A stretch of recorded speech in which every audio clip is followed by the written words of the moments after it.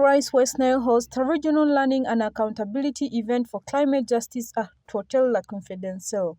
The event that took place on 2nd December 2025 brought together key stakeholders including NEMA Uganda and RDCs to address pressing environmental issues. Honorable Hasaka Mpimpaza, the RDC Obongi districts, expressed concern over the alarming number of trucks transporting charcoal on West Nile roads without interventions of environmental police, highlighting the devastating impact on the environment. He urged communities to shift toward sustainable practices, advocating for fruit tree planting as a viable alternative source of income.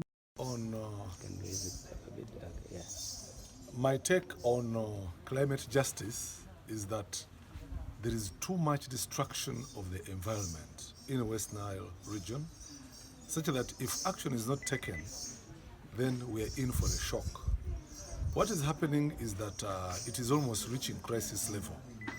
This is because the people are very busy destroying the environment, especially through commercial charcoal trade, through timber and other means. And this is causing us a lot of problems. And I'm happy that Rice West Nile and other partners have come in. And the question has been raised. Are you part of the problem as a leader, or you are a solution? And like we've seen, most of us leaders are part of the problem that is complicating the matters. Everywhere you go today, especially here in northern Uganda, West Nile, and also the other part of, I can say, Buganda, stretching from Nakasongola to Luweero up to Kampala. Every day, trucks of charcoal are leaving this area, taking it for sale. And as you know, we have Executive Order number 3, issued by the President, stopping commercial charcoal sale and also stopping the people in the wetlands. But this has not happened. And it's like people, initially, action was taken. But along the way, we are realizing that now there is no action being taken.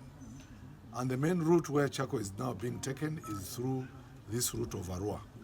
Because today it is very easy for you to move with the charcoal this side of Arua through areas like Madiokolo, Nebi, Pakwach, and then you move up to Karuma. So it's very, very unfortunate, and I'm happy that we have come up with the action plans whereby we are saying we need to wake up, because most of the leaders, the duty bearers, are sleeping. To appeal to the leaders in our region, let's do our work of protecting the environment. Let's have alternatives like of biogas, so that people can have alternatives to energy instead of everybody depending on charcoal. And the increase is very high, and this is putting pressure on our environment, because people are still highly dependent on natural resources for survival. And there is of course also concern that as hosting the largest number of refugees in Uganda, as a region, we see the pressure of the additional population of refugees on our environment.